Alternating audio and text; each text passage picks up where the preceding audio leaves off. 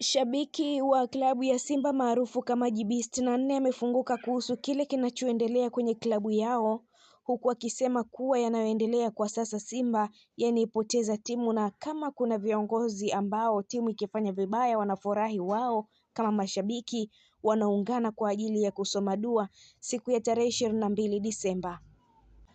Mashabiki wa klabu ya Simba wameungana kwa pamoja kwa ajili ya kusoma dua kwa ajili ya klabu yao ambayo itafanyika Disemba 22. Hivyo kila shabiki wa Simba afanye dua kwa ajili ya kuiepusha Simba na watu wabaya na wale wote wanaoihujumu timu. Mwanachama wa klabu ya Simba ametoa tamko kuhusiana na dua ambayo imepangwa kufanyika siku ya tarehe 22 Disemba kwa ajili ya wale wote wanaoihujumu pia, huku akiongeza kuwa dua hiyo itawahusu hata wachezaji ambao wanatumika hovyo. Wachezaji wa Simba ama mchezaji wa Simba anayetumika hovyo, albadili hii itakuhusu. Huu sio utani, adui wa Simba popote ulipo, albadili inakuja.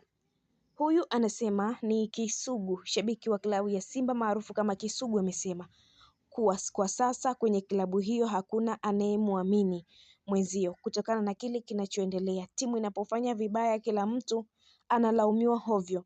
Wataenda kusoma dua kwa ajili ya wale wote ambao wanaifanya Simba ifanye vibaya.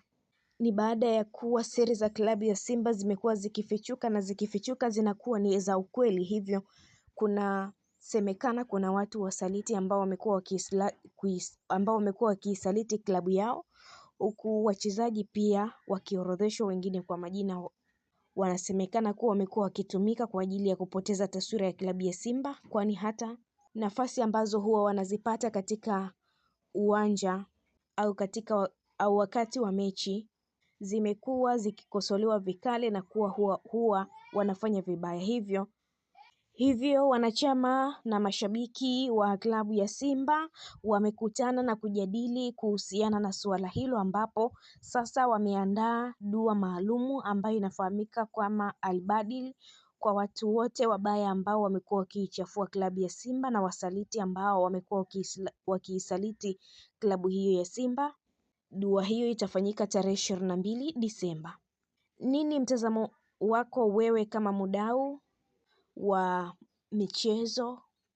Achia komenti yako, pia usisahau kulike, kushare pamoja na kusubscribe channel yetu ili uendelee kufurahia taarifa zetu za kimichezo kutokea ndani na nje ya mipaka ya Tanzania.